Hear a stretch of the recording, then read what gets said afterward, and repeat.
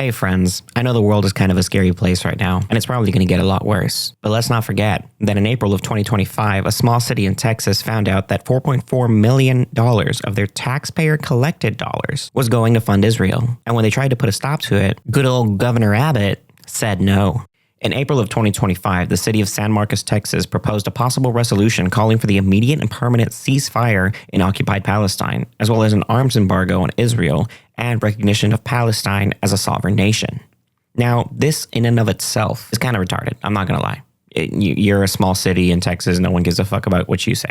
Now, the interesting part here is that they were sending $4.4 million in residential taxes to Israel. Now, the whole Free Palestine bullshit, I honestly couldn't give two shits about. However, if a city within a state wants to stop sending its taxpayer money to Israel, it should have every single right to do so. And you think that would be the case, where a city can dictate what it does with its residents' taxes. However, we live in the United States of Israel. So obviously, this was not going to fly. Governor Greg Abbott sent a letter to the city of San Marcos, we'll get into pretty soon, condemning its proposed anti-Semitic resolution, openly flouting Texas state law. During a lot of the Free Palestine protest, Greg Abbott issued an executive order addressing anti-Semitism in higher education. He signed legislation prohibiting government entities from supporting efforts to boycott, divest from, and sanction Israel. That remains the law here. Now, I kind of understand where this came from in the fact that a lot of people were openly celebrating and supporting Hamas, a terrorist organization. However, you think that would lead more to an executive order banning public support for a foreign terrorist organization,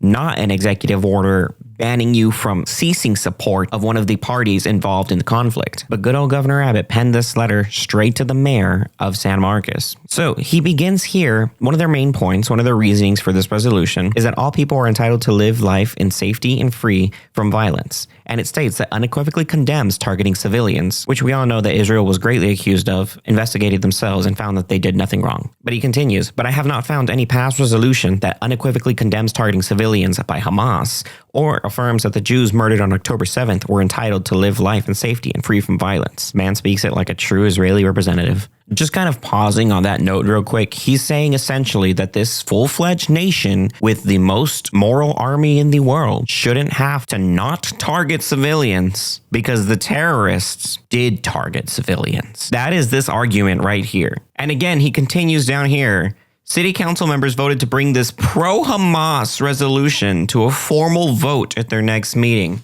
This man is saying that if you want to stop sending your money to Israel, you are pro-Hamas. I have to check his early life. Well, a quick search of his early life yielded no results, unfortunately. However, we are all 100% in agreement that he is a wall kisser. That is an undeniable fact. Now, I couldn't find any direct link within Greg Abbott's early life and a certain group of people. I did find something else interesting. This is opensecrets.org, a site that tracks all donations to government officials. Here we can see his contributions from 2023, approximately $35 million. Now, if we look at this list, his top donor here is Susquehanna International Group. Now, who is Susquehanna International Group? Well, the Susquehanna International Group is a privately held global trading and technology firm. Susquehanna comprises of a number of affiliated entities specializing in trading and proprietary investments in equities, fixed income, energy, commodity index, and derivative products, private equity and venture capital, research, customer trading, and institutional sales. Now, the important part here is when you go to the history, Susquehanna was founded in May of 1987 by 6 entrepreneurs, including Arthur Dochnick and Jeffrey Yaz. Now, if we look into Jeffrey Yaz, you start getting a bigger picture of where I'm headed here. Jeffrey Yaz is an American billionaire businessman, according to Forbes. Yaz has a net worth of $65 billion as of December 2025, up from $27.6 billion in April 2024. The rich man's getting richer. The richest man in Pennsylvania. He is a registered libertarian who gives money to conservative super PACs, including Club for Growth Action and Protect Freedom Political Action Committee. He and his wife, Janine Yaz, are supporters of school choice, a cause to which they have donated tens of millions of dollars. Whatever. A Pennsylvania man heading a company who has donated over $6 million to the campaign of a Texas governor. Here's where it gets a little more interesting. Now, Jeffrey Yaz was a major investor in TikTok. After Yaz and President Trump met in March of 2024, Trump went from supporting a ban on TikTok to opposing the ban. I'm sure we all remember when Trump saved TikTok, only for it to be bought by a certain group of people. And as we all know, Wikipedia's early life tells us everything we need to know. Yaz was born in 1958 in New York and grew up there in a middle-class Jewish family. The amount of times you think that it surely this time won't lead back to them, it always leads back to them. Looking further into this, foreign contributions. In March of 2021, the Israeli newspaper, the Haaretz, I don't know if I'm pronouncing that right, I don't care, reported that Jeff Yaz and Arthur Dachnik were behind a large portion of the donations to the Kohelit Policy Forum, whose worldview is based on nationalism, low taxes, and market freedom. The Kohelet Policy Forum is responsible for the 2023 Israeli judicial reform proposal. Now, if we take a look at the Kohelet policy, a conservative libertarian right-wing Israeli nonprofit think tank established in 2012 and run by founder of the chair, Moshe Koppel, along with Avraham Desing, Avi Bell, Eugene Kantorovich, and its goal is to influence government policies within Israel. Moving on to the 2023 Israeli judicial reform. The 2023 Israeli judicial reform is a set of 5 changes to the judicial system and the balance of powers in Israel that were proposed on January 2023. Prime Minister Benjamin Netanyahu maintains that the reform is necessary because judiciary has too much control over the public policy and better balance is needed between democratically elected legislators and the judiciary. However, Netanyahu has been barred from actively taking part in the process of the judicial reform by Attorney General due to a conflict of interest stemming from his ongoing corruption trials. Just a neat little rabbit hole I thought we'd dive into. Anyway, moving forward, he proceeds to say, Israel is a stalwart ally of the United States and a friend to Texas. I've repeatedly made it clear that Texas will not tolerate anti-Semitism. Anti-Israel policies are anti-Texas policies. Go fuck yourself! Nothing is more infuriating than this line here. From the bottom of my heart, go fuck yourself. Over a year ago, following Hamas's cowardly attack, terrorism, I issued executive order addressing anti-Semitism in higher education and have proudly signed legislation prohibiting government entities from supporting efforts to boycott, divest from, and sanction Israel. Yeah, we read that already. That was a direct quote that we read earlier. In Texas, no governmental entity may enter in a contract worth more than $100,000 unless it is a written verification that contracting entity does not boycott Israel. So you can't even get into a contract with an entity that is $100,000 or more if that entity boycotts Israel. You're just not allowed to. That is a law for some reason. And that you yourself will not boycott Israel during the term of the contract. Or you or the entity you're entering a contract with will not boycott Israel. Because